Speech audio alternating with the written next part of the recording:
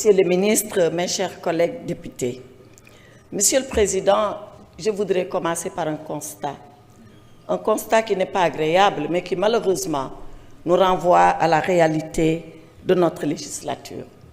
Nous avons inauguré cette législature par 2 négations. Il y a moins d'une semaine, nous avons radié un collègue député, en l'occurrence Barthélémy Diaz. Et aujourd'hui, voilà qu'on nous demande de encore rentrer dans la négation de 2 institutions de la République.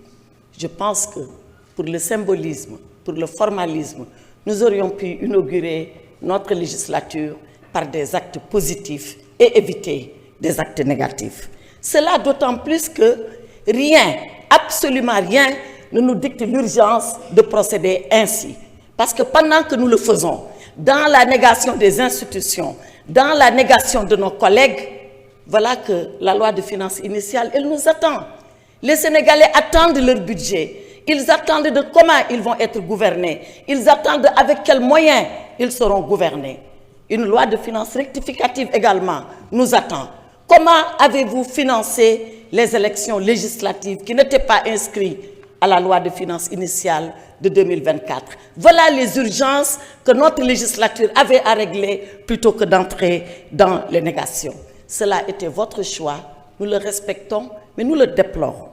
Cela dit, Monsieur le Président, pourquoi devrions-nous supprimer le Conseil économique, social et environnemental? Et pourquoi devrions-nous supprimer le Haut Conseil des collectivités territoriales? Le Conseil économique, social et environnemental existe depuis 1961. C'est une institution aussi vieille que l'indépendance du Sénégal. Et vous demandez qu'on le supprime. Mais quelle est l'opportunité de le supprimer? On nous dit, et je reprends l'exposé des motifs. L'exposé des motifs qui est d'ailleurs très sommaire dans ses arguments. L'exposé des motifs nous dit, sous ce rapport, le contexte national actuel laisse apparaître le besoin de resserrement de nos institutions. Besoin de resserrement. Il y a des institutions qui sont consubstantielles à l'État. Il y a des institutions qui sont vitales à la démocratie. Il y a des institutions qui sont tout simplement nécessaires pour le dialogue que nous devons avoir, les institutions et les citoyens. C'est le cas du Conseil économique, social et environnemental. Et on l'a dit ici du haut de ce pupitre pour que je ne le répète pas. Je voudrais tout simplement reprendre l'honorable député Tafsir Choy. Qu'est-ce qu'il a raison de dire si le président, si le gouvernement pense que le Conseil économique, social et environnemental n'est pas nécessaire? Qu'a-t-il à recevoir les patrons? Parce que ce sont les patrons d'entreprise, ce sont nos capitaines d'industrie, ce sont les ordres professionnels qui dialoguent ainsi avec la présidence de la République et le gouvernement. Voilà à quoi sert le Conseil économique, social et environnemental. Et dans tous les pays du monde, dans toutes les démocraties du monde, vous retrouverez une telle institution. Le Haut Conseil des collectivités territoriales, qui est la chambre de dialogue, de discussion, de débat et de proposition avec les territoires. C'était le parachèvement de la loi de décentralisation de 1996. Tantôt on a parlé de Sénat, tantôt on a parlé de Haut Conseil, mais l'institution, elle est nécessaire.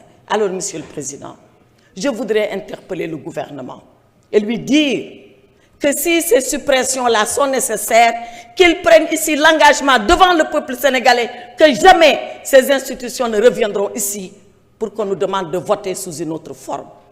Qu'ils prennent l'engagement solennel et devant le peuple sénégalais. Cela dit, j'entends ceux-là qui ont dit institution budgétivore. J'entends ceux-là qui ont dit ça prend de l'argent. Si seulement le gouvernement, avec la suppression de cela, entend faire des écoles, des hôpitaux, des routes, les Badianougor et tout ce qu'on a dit, le gouvernement n'a qu'à démissionner ici et maintenant. Parce que le propre d'un gouvernement, c'est d'avoir ces institutions et de conduire la politique de développement au profit des Sénégalais. Les deux ensemble et en même temps, comme l'a fait pendant 12 ans le président Macky Sall à la tête de ce Sénégal. Je vous remercie, Monsieur le Président. Merci beaucoup. Merci.